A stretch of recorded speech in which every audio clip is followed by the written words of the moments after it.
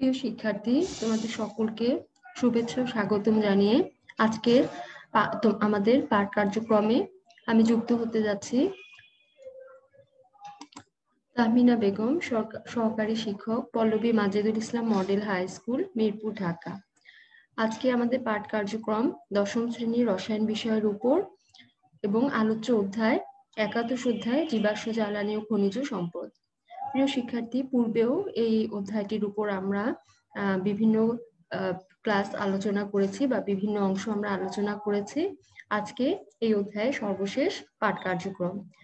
আজকে মূলত আমরা জানতে চেষ্টা করব বিভিন্ন ধরনের রাসায়নিক পদার্থের দৈনন্দিন জীবনে সেগুলোর ব্যবহার এবং এই রাসায়নিক পদার্থগুলোর প্রস্তুত প্রণালী এবং ব্যবহার সম্পর্কে আমরা বিশদ জানার চেষ্টা করব। এখানে আমরা বিভিন্ন চিত্র দেখতে পাচ্ছি, যেখানে প্রথম ছবিটিতে আমরা দেখতে পাচ্ছি স্পিরিট দিয়ে কাঠ বার্নিশ করা হচ্ছে। এখানে ব্যবহৃত স্পিরিট একটি রাসায়নিক পদার্থ এবং আজকে আমরা এই স্পিরিট রাসায়নিক পদার্থ সম্পর্কে আমরা জানতে পারবো। দ্বিতীয় ছবিটিতে আমরা বিভিন্ন প্রাণী, এখানে মাছের সংরক্ষণ পদ্ধতি ফরমালিন দ্বারা সংরক্ষণ করা হয়েছে, সেই চিত্রটি দেখতে পাচ্ছি।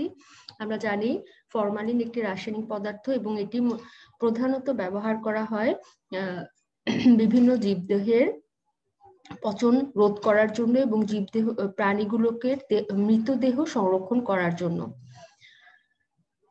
এখানে পরবর্তী চিত্রে আমরা দেখতে পাচ্ছি আচার প্রস্তুতিতে একটি রাসায়নিক পদার্থ ভিনেগার ব্যবহার করা হয়েছে।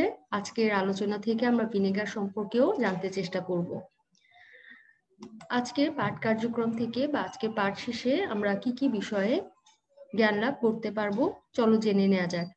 আজকে আমরা অ্যালকোহল কি সে সম্পর্কে আমরা বলতে পারবো। অ্যালকোহলের প্রস্তুত প্রণালী ও ব্যবহার সম্পর্কে আমরা জানবো। অ্যালডিহাইডের ব্যবহার, প্রস্তুত প্রণালী আমরা ব্যাখ্যা করতে পারবো এবং ফ্যাটি অ্যাসিড বা জৈব অ্যাসিডের ব্যবহার আমরা ব্যাখ্যা করতে পারবো। প্রথমে আমরা অ্যালকোহল কি সে সম্পর্কে জানতে চেষ্টা করি। অ্যালকোহল হচ্ছে একটি জৈব রাসায়নিক পদার্থ। যে সকল জৈব যৌগে হাইড্রোক্সিল মূলক নামক সক্রিয় মূলক বা ফাংশনাল গ্রুপ থাকে তাদেরকে অ্যালকোহল বলা হয়।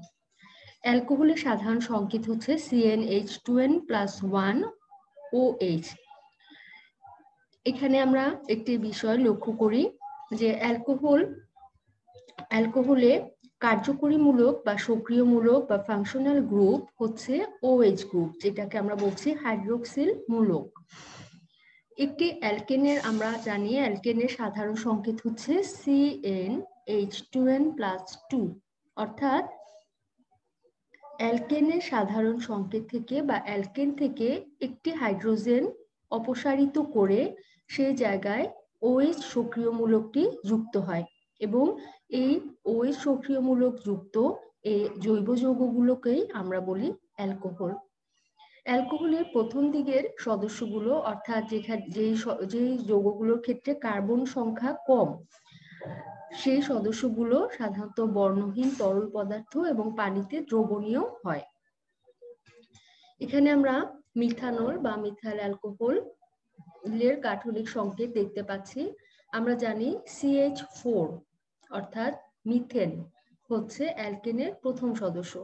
এই মিথেন থেকে একটি হাইড্রোজেন অপসারণ করে সেই জায়গায় হাইড্রোক্সিল মূলকটি যুক্ত হয়েছে। এটি কার্যকরী মূলক বা সক্রিয় মূলক এবং এভাবে তৈরি হয়েছে মিথাইল অ্যালকোহল বা মিথানল। একইভাবে ইথেন থেকে যদি আমরা একটি হাইড্রোজেন অপসারিত করে সক্রিয় মূলক OH বা হাইড্রোক্সিল মূলক যুক্ত হয়ে যে গাঠনিক সংকেত বা যে সংকেতটি আমরা পাই, যে যৌগটির সংকেত আমরা পাই, সেটি হচ্ছে ইথানল। অর্থাৎ ইথেনের সাধারণ সংকেত অনুসারে ইথেনের সংকেত হচ্ছে CH3, কিন্তু যখনই এখানে একটি হাইড্রোক্সিল মূলক প্রবেশ করবে সেখানে একটি হাইড্রোজেন সরিয়ে সেই স্থানটিতে হাইড্রোক্সিল মূলক বা সক্রিয় মূলক হিসেবে OH গ্রুপটি যুক্ত হবে এবং এভাবে আমরা ইথানলের সংকেত লিখতে পারি CH3CH2OH। একটু লক্ষ্য করা যাক অ্যালকোহলের সাধারণ সংকেত হচ্ছে কার্বন সংখ্যা CN এবং H2N+1 এখানে এবং OH। এই সংকেতটি অনুসারে আমরা মিথানলের সংকেতটি কিভাবে লিখেছি। এখানে কার্বন সংখ্যা 1 অর্থাৎ 1, C এবং H2N+1, এই N এর জায়গায় আমরা যদি 1 বসাই তাহলে দাঁড়াচ্ছে CH2+1 3 CH3। যেহেতু এখান থেকে একটি হাইড্রোজেন অপসারিত হয়েছে, এর একটি যোজনী, এই কার্বনের একটি যোজনী ভ্যাকেন্ট বা খালি আছে, সেই জায়গায় এই হাইড্রোক্সিল মূলকটি যুক্ত হয়েছে সক্রিয় মূলক হিসেবে, এবং এভাবে আমরা মিথানলের সংকেতটি লিখতে পারি। একইভাবে ইথানলের ক্ষেত্রে লক্ষ্য করি, ইথানল হচ্ছে অ্যালকেনের দ্বিতীয় সদস্য, যেখানে কার্বন সংখ্যা 2। তাহলে কার্বন সংখ্যা 2 বসা N এর স্থানে 2 বসালে দাঁড়ায় C2H 2 × 2 4 + 1 5 H5OH। তাহলে আমরা ইথানলের সংকেতটি লিখব C2 অর্থাৎ 2টি কার্বন পরস্পর একক বন্ধনে যুক্ত, এবং এই কার্বনের বাকি 3টি যোজনী হাইড্রোজেন দ্বারা পূর্ণ আছে, এবং এই কার্বনের ক্ষেত্রে CH2 আর এর সাথে যুক্ত হয়েছে হাইড্রোক্সিল মূলক OH। তাহলে ইথানলের সংকেত দাঁড়াচ্ছে C2H5OH, যেটাকে আমরা এভাবেও লিখতে পারি C2H5 3 আর 2 5 এবং OH। এভাবে অ্যালকেনের বিভিন্ন সদস্যের ক্ষেত্রে কার্বন সংখ্যা বৃদ্ধি করে 2 এর পরে 3 বসিয়ে আমরা প্রোপানল সংকেতটি লিখতে পারবো C3H7 3 2s are 7 3 2s are 6 + 1 7 OH। একইভাবে বিউটানলের ক্ষেত্রে আমরা লিখতে পারবো C4H9OH। এভাবে অ্যালকেন থেকে একটি হাইড্রোজেন সরিয়ে বা কমিয়ে লিখে সেই জায়গায় OH মূলকটি যুক্ত করলেই এভাবে বিভিন্ন অ্যালকোহলের বিভিন্ন সংকেতগুলো আমরা লিখতে চেষ্টা করব বা লিখতে পারবো। অ্যালকাইল হ্যালাইডের সাথে এবার আমরা অ্যালকোহলের প্রস্তুত প্রণালী সম্পর্কে জানতে চেষ্টা করি, কিভাবে অ্যালকোহল তৈরি করা হয়।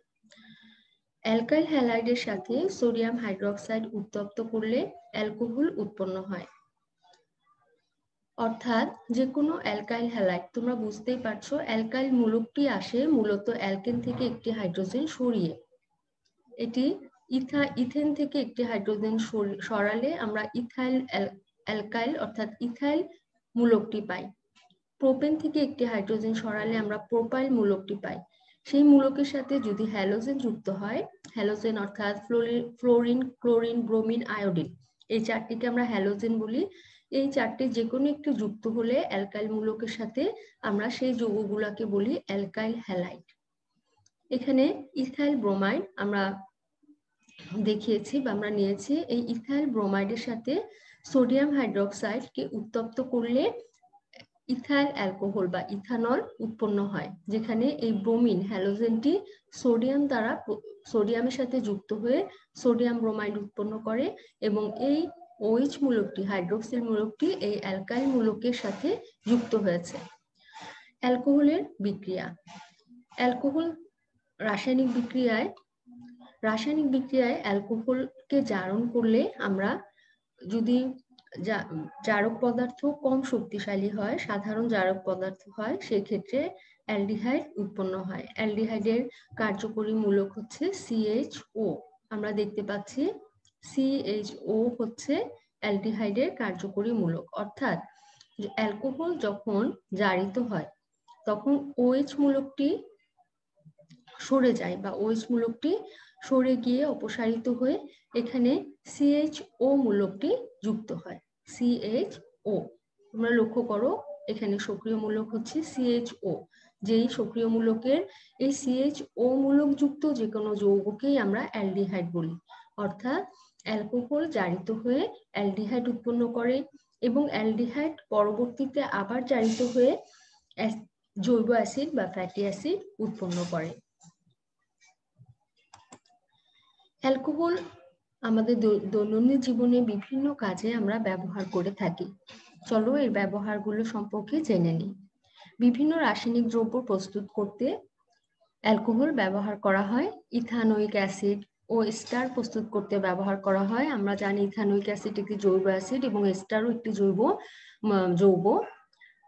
এখানে এই জৈব অ্যাসিড তৈরিতেও আমরা অ্যালকোহল ব্যবহার করি। পারফিউম, কসমেটিক্স, ওষুধ শিল্পে দ্রাবক হিসেবে অ্যালকোহল ব্যবহার করা হয়। হোমিও ওষুধ ও খাদ্য শিল্পে অ্যালকোহল ব্যবহার করা হয়।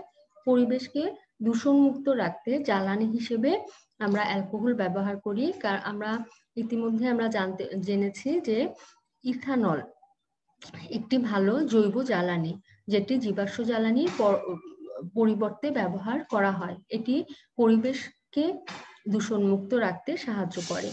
মেথিলেটেড স্পিরিট ও রেকটিফাইড স্পিরিট প্রস্তুত করতে অ্যালকোহল ব্যবহার করা হয়। এই মেথিলেটেড স্পিরিটটি কাঠ বার্নিশে ব্যবহার করা হয়। রেকটিফাইড স্পিরিটও বিভিন্ন কাজে আমরা ব্যবহার করি। এখন আমরা জানবো অ্যালডিহাইডের প্রস্তুতি। অ্যালডিহাইড একটি জৈব যৌগ। যেসব জৈব যৌগে CHO এই কার্যকরী মূলক বা সক্রিয় মূলকটি বিদ্যমান থাকে। অ্যালকাইনের সাথে অ্যালকাইন আমরা বুঝতে পারছি এটি ত্রিবন্ধন যুক্ত একটি জৈব যৌগ। অ্যালকাইনের সাথে পানি যোগে উত্তপ্ত করলে, অর্থাৎ অ্যালকাইনকে পানি যুক্ত করে উত্তপ্ত করলে অ্যালডিহাইড উৎপন্ন হয়। এই বিক্রিয়াটিতে 20% সালফিউরিক অ্যাসিড, 2% মার্কিউরিক সালফেটের মিশ্র প্রভাবক ব্যবহার করা হয় এবং তাপমাত্রা রাখা হয় 80 ডিগ্রি সেলসিয়াস। অর্থাৎ অ্যালকাইন পানির সাথে 80 ডিগ্রি সেলসিয়াস তাপমাত্রায় 20% সালফিউরিক অ্যাসিড ও 2% মার্কিউরিক সালফেটের উপস্থিতিতে বিক্রিয়া করে অ্যালডিহাইড উৎপন্ন হয়। এখানে আমরা দেখতে পাচ্ছি ইথানল অর্থাৎ ইথাইল মূলক থেকে ইথাইল মূলকের সাথে CHO গ্রুপ যুক্ত হয়ে ইথাইলঅ্যালডিহাইড, যেটাকে আমরা সংক্ষেপ বলি ইথানল। শেষ অংশে ন্যাল এই সাফিক্সটি শুনে বা লেখার সময় দেখে আমরা বুঝতে পারবো এটি একটি অ্যালডিহাইড যৌগ। অ্যালডিহাইডের বিক্রিয়া আমরা একটু আগে আমরা দেখেছি অ্যালকোহলকে জারণ করলে অ্যালডিহাইড উৎপন্ন হয়, যেখানে এই কার্যকরী মূলকটি আর হচ্ছে অ্যালকাইল মূলক। লক্ষ্য করো, আর হচ্ছে অ্যালকাইল মূলক। এখানে অ্যালকোহলের কার্যকরী মূলক ছিল OH আর অ্যালডিহাইডের কার্যকরী মূলক হচ্ছে CHO। এই অ্যালডিহাইড পরবর্তীতে আবার জারিত হয়ে কার্বক্সিলিক অ্যাসিড অর্থাৎ COOH এই মূলকযুক্ত জৈব অ্যাসিড তৈরি করে বা উৎপন্ন করে। জৈব অ্যাসিড বা ফ্যাটি অ্যাসিড কি? যে জৈব যৌগে কার্বক্সিলিক মূলক অর্থাৎ COOH বিদ্যমান থাকে সেই যৌগগুলোকে আমরা জৈব অ্যাসিড বা ফ্যাটি অ্যাসিড বলি। ফ্যাটি অ্যাসিডের সাধারণ সংকেত আমরা সহজেই লিখতে পারবো। একটি অ্যালকাইল মূলকের সংকেত CnH2n+1 আর এখানে কার্যকরী মূলক বা সক্রিয় মূলক হবে COOH। সকল ফ্যাটি অ্যাসিড বা জৈব অ্যাসিডই দুর্বল প্রকৃতির অ্যাসিড। আমরা এখানে দুটি ফ্যাটি অ্যাসিড দেখতে পাচ্ছি। এটি হচ্ছে মিথানোয়িক অ্যাসিড। মিথানোয়িক অ্যাসিড আমরা সংকেতটি কিভাবে লিখেছি? CH4 হচ্ছে মিথেন। এই মিথেন থেকে একটি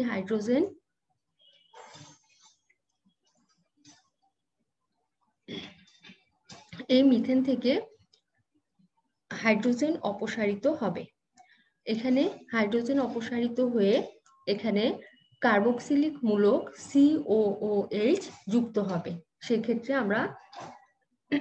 আমরা জানি অক্সিজেনের যোজনী হচ্ছে 2। তাই একটি অক্সিজেন মূলক যখন একটি কার্বনের সাথে যুক্ত হয় তখন এখানে অবশ্যই দ্বিবন্ধন থাকে এবং এভাবে এই মিথানোয়িক অ্যাসিডের সংকেত আমরা লিখতে পেরেছি CHCOOH অর্থাৎ HCOOH। এটাকে আমরা মিথানোয়িক অ্যাসিড বলি, এটি একটি জৈব অ্যাসিড। একইভাবে আমরা ইথানোয়িক অ্যাসিডের সংকেত লিখেছি CH3COOH। এখানে কার্বন সংখ্যা হচ্ছে 2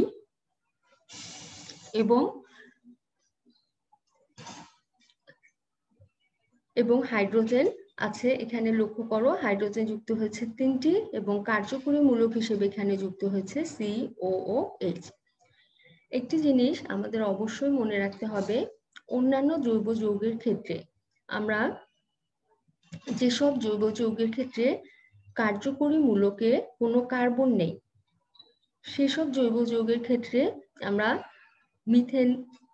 মিথেন থেকে সহজেই মিথানল, কার্বন 1 বসিয়ে আমরা মিথানল লিখতে পেরেছি। কিন্তু এখানে লক্ষ্য রাখতে হবে যে যেহেতু এখানে কার্যকরী মূলক বা সক্রিয় মূলকে একটি কার্বন বিদ্যমান, তাই এখানে কার্বন সংখ্যা মিথেনের ক্ষেত্রে যে 1 ছিল সেটির সাথে এই কার্বনের সাথে আবার সক্রিয় মূলকের কার্বনও যুক্ত হয়, সেই ক্ষেত্রে কার্বন সংখ্যা দাঁড়ায় 2টি।